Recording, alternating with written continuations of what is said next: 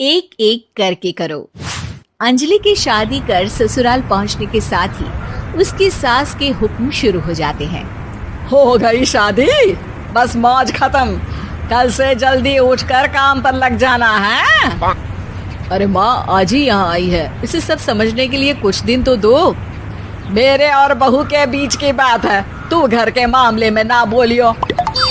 इस पर जतिन वहाँ से अपने कमरे में चला जाता है और सास अंजलि को काम की लिस्ट सुनाने लगती है।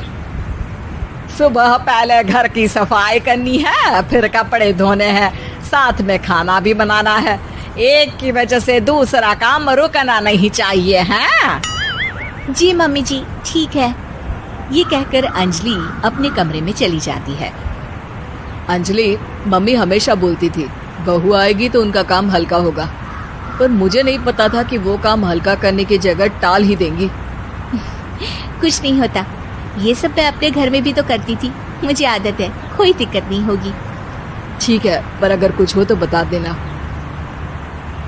दोनों सो जाते हैं और अगली सुबह से अंजलि जल्दी उठ के सास के बताए कामों में जुट जाती है, जिसमें वो जैसे ही कपड़े धोने लगती है तो सास वहाँ आ जाती है।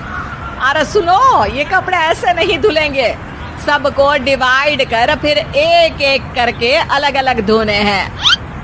क्या एक एक कपड़ा अलग करके? एक बार में सुनाई नहीं देता क्या? वही बोला है मैंने, लग जाओ काम पर हैं?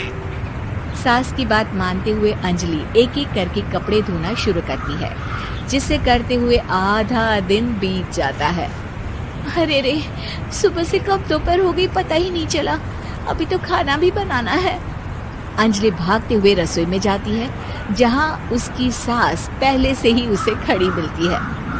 खाना बना लेना, देखो पहले पकोड़े तल दो और एक एक पकोड़े अलग अलग तलना, नहीं तो कोई कच्चा कोई पक्का रह जाता है।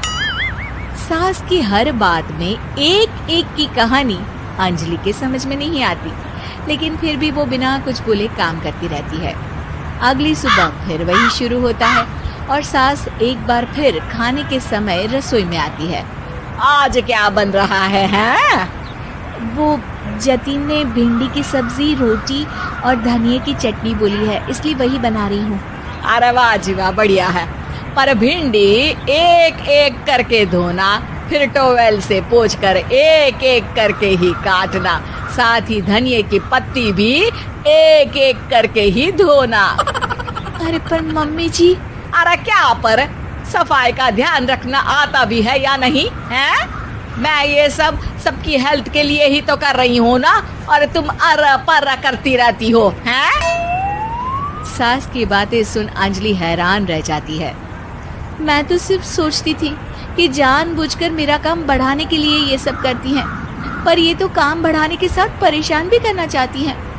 मैंने इनकी कौन सी बहस खोल दी जो इतनी दुश्मनी निकाल रही हैं? अब क्या करूं? अब अंजलि सास की बातों और हरकतों के बीच फंस जाती है। काम के लिए मना भी नहीं कर सकती, नहीं तो जाने कौन सा ड्रामा खड़ा कर दे। पर अंजलि तुझे कुछ तो करना पड़ेगा। इतनी देर में जतिन भी वहां आ जाता है। अरे कौन ड्रामा खड़ा कर रहा है और क्या करना पड़ेगा? जतिन की बात सुन अंजलि सोच में पड़ जाती है। इन्हें सच बताऊं या नहीं? पर अगर ये गुस्सा हो गए तो? वैसे भी अपनी माँ से बहुत प्यार करते हैं, फिर उनके खिलाफ कुछ सुन कैसे लेंगे? अंजलि ये सब सोच ही रही होती है कि जतिन फिर बोलता है। अरे क्या हुआ, कहाँ खो गई? अरे नहीं कुछ नहीं, वो मैं टीवी सीरियल के बारे में सोच रही थी। यहाँ और कौन ड्रामा करेगा? अरे तुम भी ना, चलो मैं चलता हूँ। इसके बाद कुछ दिनों तक अंजलि सास को सबक सिखाने के लिए अलग अलग प्लान सोचती रहती है, पर उसे सास के एक एक करके काम करवाने की आदत बंद करने का कोई तोड़ नहीं मिलता। अगर ऐसे ही चलता रहा तो कहीं मैं एक दिन अपने सिर के बालों को भी एक एक करके सुलझना ना शुरू कर दूं।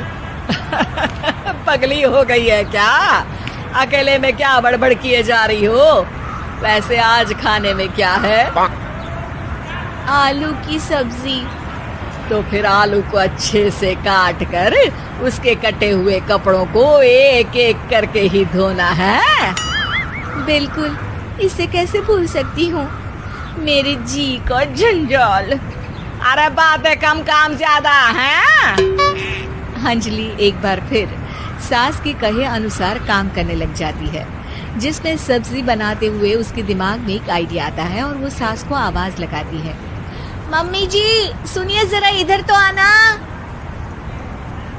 अंजलि की आवाज सुन सास रसोई में आती है। अरे क्या हुआ, क्यों गला फाड़ कर चिल्ला रही हो?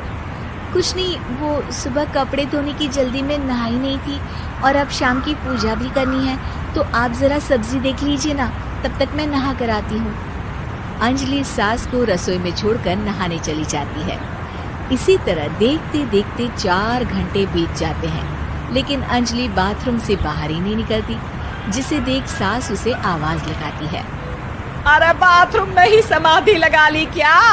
यहाँ सब्जी बनकर ठंडी भी हो गई और अभी तक तेरा नहाना खत्म नहीं हुआ।